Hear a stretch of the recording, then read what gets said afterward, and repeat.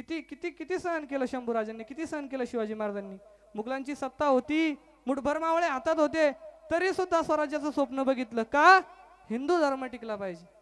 जर का आज आपण ही मुहूर्तमेढ हातात नाही घेतली तर उद्या जर का आपल्या मुलीचं लग्न असलं तर आपल्याला कुणाच्या तरी पुढे जावं लागलं आणि विचारावं लागलं, हुजूर मेरी बेटी की शादी है, मंडप लगाओ क्या.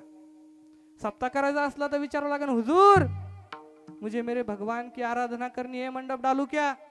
आणि हे घडू नये महाराष्ट्राच्या मातीमध्ये म्हणून छत्रपती शिवाजी महाराजांनी तलवार हातात घेतली, शंभूराजांनी तलवार हातात घेतली. अहो किती सहन केलं शंभूराजांनी तुमच्यासाठी माझ्यासाठी. ऐका, 1 फेब्रुवारी 1689 स्थळ संगमेश्वर. संगमेश्वर मध्ये सरदेसाईंच्या वाड्यामध्ये छत्रपती शिवाजी महाराज मुघलांवर आक्रमण करण्याची रणनीती आखत असताना आपल्याच माणसाने केलेल्या धोकामुळे, माणूस धोका करणारा कोण होता? सख्या मेवण्याने धोका केला आणि छत्रपती संभाजी महाराजांना अटक झाली. मुकब्बर खान 35 लाखाचं सैन्य घेऊन छत्रपती संभाजी महाराजांवर चालून आला आणि छत्रपती संभाजी महाराजांना अटक करण्यात आली. अरे ज्या राजानं आजपर्यंत अंगामध्ये शाही आभूषणं घातली असतील त्या राजाच्या अंगात आज कायद्यांचे कपडे घातलेले होते. ज्या राजाने आयुष्यभर मखमली अंगात कपडे घातले असतील त्या राजाच्या अंगात आता विदुषकी झबले दिसत होते. ज्या राजाने आयुष्यभर हातामध्ये सुवर्ण कडे, बाजूबंद आणि स्वर्णाचे आभूषण घातले असतील त्या राजाच्या हाताला साखळदंड होते आणि छत्रपती संभाजी महाराज अटक झालेले होते. छत्रपती संभाजी महाराजांना अटक केल्यानंतर औरंगजेबाला फरमान गेला आणि औरंगजेबाला सांगितलं, औरंगजेबा शंभू अटक हो गया है, शंभू को कैद कर लिया है. औरंगजेबाने सांगितलं की त्याला घेऊन या.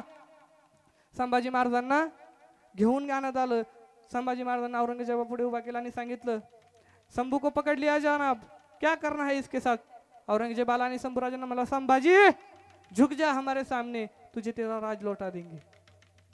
झुक जा, तुझे तेरा राज लौटा देंगे. संभाजी महाराज झुकले नाही महाराज. औरंगजेबाने सांगितलं, या या या या संभाजीचे डोळे काढा.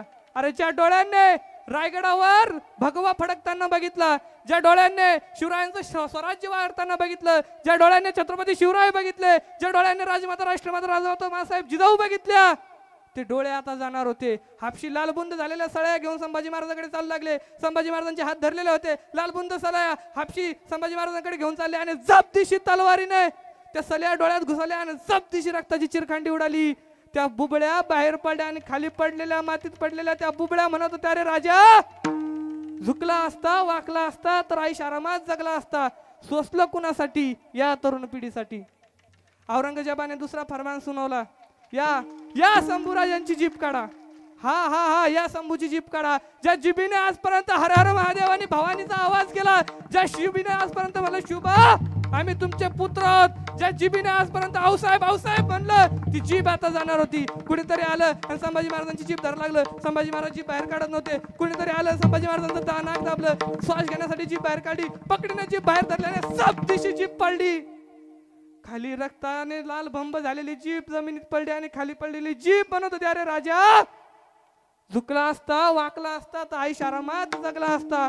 सोसलं कुणासाठी? या तरुण पिढीसाठी. ही तरुण पिढी उद्या महाराष्ट्राच्या मातीत अभिमानाने फिरत राहावी. ही तरुण पिढी उद्या महाराष्ट्राच्या मातीला मराठ्यांचा इतिहास सांगत राहावी. फक्त आणि फक्त याच्यासाठी संभाजी महाराजांचा कत्तल केला आणि संभाजी महाराजांनी इंद्रायणीत फेकून दिलं. जशी संभाजी महाराज इंद्रायणीत पडले तशी इंद्रायणी आरडली आणि इंद्रायणी म्हणू लागली, अरे राजा झुकला असता, वाकला असता तर आयुष्य आरामात जगला असता. अरे काय कमी होतं तुझ्या बापाकडे? कशाची कमी होती? कशासाठी हे सहन केलं? या या या या तरुण पिढीसाठी. का? कारण ही तरुण पिढी उद्या महाराष्ट्राच्या मातीत अभिमानाने मानवर करत या मराठाचा इतिहास या महाराष्ट्राच्या मातीला सांगत राहावी. फक्त आणि फक्त यासाठी सहन केलं. औरंगजेबाने शंभूराजांचा खून केला, कत्तल केला आणि त्याच्या कक्षात गेला. कक्षात गेल्यानंतर गुडघ्यावर बसला. बाबा गुडघ्यावर बसला आणि त्याच्या देवाला म्हणू लागला, देवा या अल्लाह तूने मुझे इतनी संतानें दी लेकिन एक भी उस संभा जैसा नहीं दिया. अरे हमने आंखें निकाल दी उसकी लेकिन नहीं झुकाई हमारे सामने. हमने जुबान काट दी उसकी लेकिन नहीं मांगे रहम के लफ्ज़. हमने गर्दन काट दी उसकी लेकिन नहीं झुकाई हमारे सामने. सचमुच छावा था छावा शेर का. कुणासाठी? कुणासाठी सहन केलं महाराज एवढं? तुमच्यासाठी आणि माझ्यासाठी. ही महाराष्ट्राची तरुण पिढी महाराष्ट्राला आपल्या मराठ्यांचा आपल्या राजाचा इतिहास सांगू शकावी म्हणून फक्त आणि फक्त याच्यासाठी हो महाराज, काय कमी होतं संभाजी महाराजांकडे? जर का झुकले असते तर संपूर्ण स्वराज्य भेटलं असतं, अवघ्या महाराष्ट्रावर राज्य करू शकत असले. पण फक्त आणि फक्त आपण छत्रपती शिवाजी महाराजांचे पुत्र आहोत. अरे मेलो तरी 72 पण मरणार वाकणार नाही. फक्त आणि फक्त एवढ्या गोष्टीसाठी सहन केलो. कुणी यायचं आणि संभाजी महाराजांची नख काढून जायचं, कुणी यायचं आणि छत्रपती संभाजी महाराजांच्या अंगावरती तलवार चालून जायचं, कुणी यायचं आणि छत्रपती संभाजी महाराजांच्या अंगावर मीठ फेकून जायचं. एवढ्या हाल अपेष्टा सहन केला कशासाठी? माझी ही ही ही तरुण पिढी अभिमानाने आणि स्वाभिमानाने जगावी, फक्त आणि फक्त याच्यासाठी. कशासाठी सोचलो महाराज? ही तरुण पिढी उद्या जगावी म्हणून सोचलो. आणि आमची तरुण पिढी काय करते महाराज? विशाल महाराज काय करते आमची तरुण पिढी?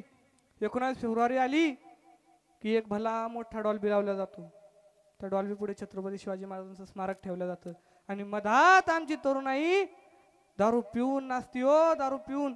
ज्या राजाला सुपारीच्या खांडाचंही व्यसन नव्हतं, त्या राजाच्या जन्मदिवसाच्या दिवशी ही तरुणाई दारू पिऊन नाचती. ही तरुणाई दारू पिऊन त्या राजाच्या मिरवणुकीत नाचती. समोर शिवाजी महाराजांचं स्मारक चाललेलं असतं, मागे भल्ला मोठा डॉल्बी, आणि त्या डॉल्बीच्या तालावर ही तरुण पिढी दारू पिऊन नाचत असते. अरे ज्या राजाने मरेपर्यंत परस्त्रीला आई मानलं, आई समान मानलं, त्या राजाच्या मिरवणुकीत ही मुलं असं करत असतात. खऱ्या अर्थाने ब्रह्मदेवाला मोह झाला स्वतःच्या मुलीचा, चंद्रदेवाला मोह झाला स्वतःच्या गुरुपत्नीचा, पण या महाराष्ट्राच्या मातीमध्ये एक असा राजा होऊन गेला जो परस्त्रीला सुद्धा आई मानत होता. तो राजा कधी आम्हाला कळालाच नाही महाराज. आणि त्या राजाच्या मिरवणुकीत आम्ही गाणे लावतो, बाई वाड्यावर या, मुन्नी बदनाम हुई, शिला जवान हुई, असे गाणे, असे अश्लील गाणे त्या राजांच्या मिरवणुकीत लागत असतात. सर्व तरुणांना डीजे लावा, डीजे लावण्यात विरोध, डीजे लावा पण डीजे वरचे गाणे व्यवस्थित असले पाहिजे महाराज. आपल्या राजाची जयंती आहे, स्वाभिमानाने साजरी केली पाहिजे. एकदा सोडून 3दा करा. लोक म्हणते तुमचा राजा 3दा जन्माला आलता का? आमचा रोज येईन, आमचा रोज येईन. तुला काय करायचं? अभिमानाने स्वाभिमानाने जयंती साजरी करा, पण त्या जयंतीत अश्लील गाणे लागले नाही पाहिजे. व्यासपीठ धर्माचं आहे ना, धर्माचेच कामं झाले पाहिजेत. म्हणून आजच्या तरुणांनी फक्त एवढंच ध्यानात ठेवा, कीर्तनातून काही घेऊन जाऊ का नाही का जाऊ, फक्त संभाजी महाराजांनी शिवाजी महाराजांनी आपल्यासाठी किती सहन केलंय एवढी गोष्ट जरी ध्यानात ठेवली तरी आजचं कीर्तन सफल झालं. विठाल